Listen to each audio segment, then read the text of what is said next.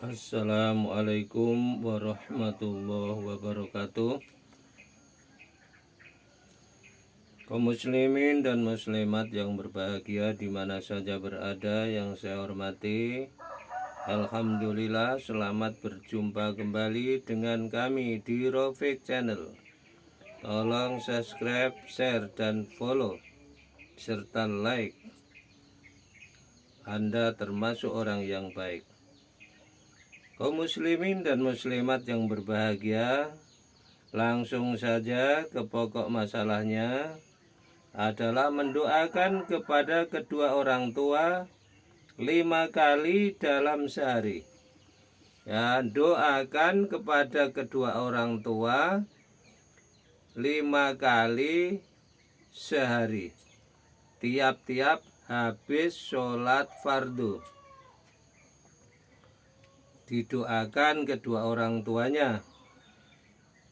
Diriwayatkan dari setengah daripada para tabi'in, ruya ba'dut tabi'in radhiyallahu ta'ala anhum annahu qol man da'a li abawaihi fi kulli yaumin khamsu marratin faqad ada haqquhuma. Ya, ruya ba'dul tabi'in radhiyallahu ta'ala anhum annahu qol man da'a li abawaihi fi kulli yaumin khamsa marratin faqad adda haqquhuma. Nah, ini hadisnya.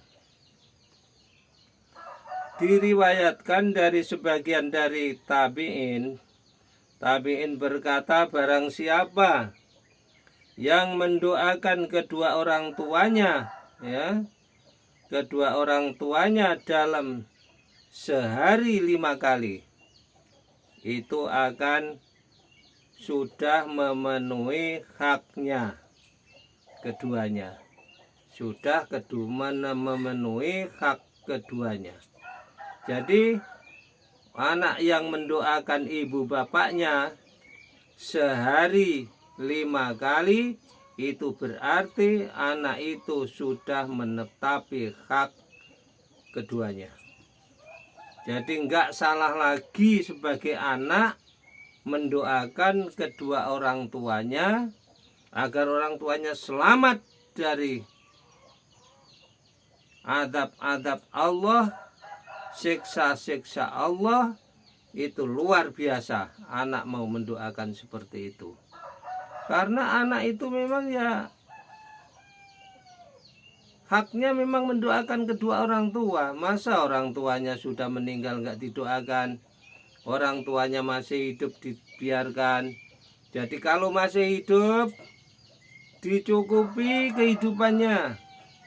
Ya, kalau dia sudah tua renta, nggak bisa berbuat banyak, dicukupi, ya, kebutuhannya, yaitu orang tua.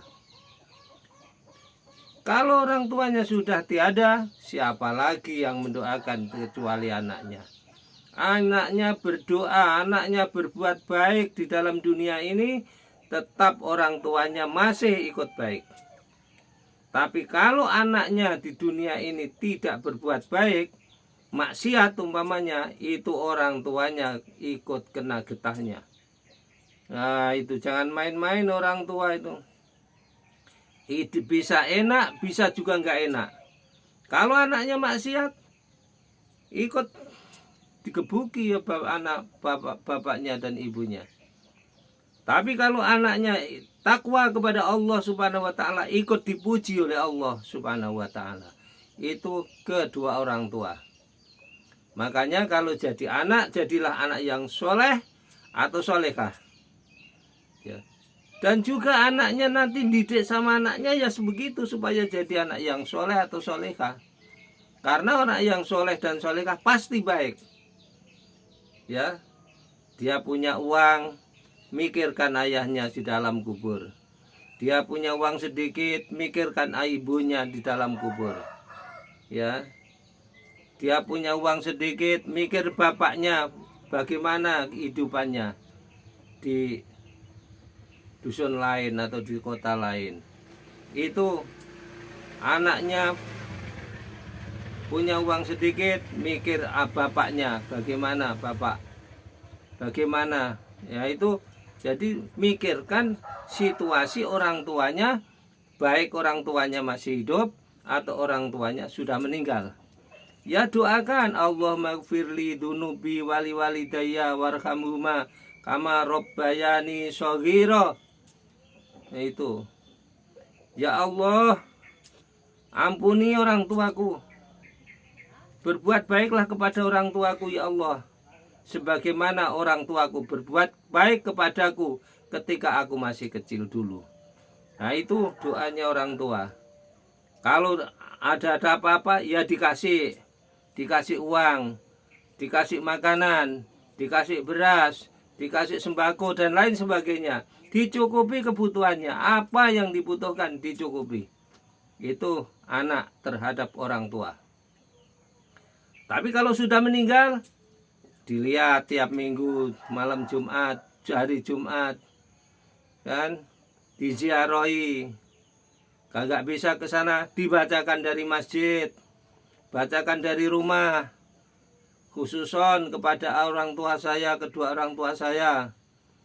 Bacakan Fatihah, bacakan kulhu, dan lain sebagainya. Itu caranya memberikan bantuan kepada orang tua, baik orang tua masih hidup apa orang tua sudah meninggal dunia. Itu namanya jadi anak yang soleh atau solehah, orang yang baik, laki-laki maupun perempuan. Jangan jadi anak yang toleh. Toleh itu nggak baik ya, ujung-ujungnya nyembelih anak itu kalau nggak baik. Nah, itu menghindari yang toleh tadi. Jadilah orang yang soleh dan solehah, agar menjadi kebanggaan daripada kedua orang tua, baik orang tua masih hidup atau orang tua sudah almarhum. Nah, demikianlah para hadirin wal hadirat, penyampaian singkat mudah-mudahan berkat. Atas penyampaian singkat tidak menutup kemungkinan terjadi kesalahan dan kekhilafan. Ada kekhilafan,nya mohon maaf yang sedalam-dalamnya. Dan mudah-mudahan terima kasih atas perhatiannya. Semoga diberkahi dan ridho oleh Allah Subhanahu wa ta'ala. Wallahul muwaffiq ila aqwamit thoriq. Wassalamualaikum warahmatullahi wabarakatuh.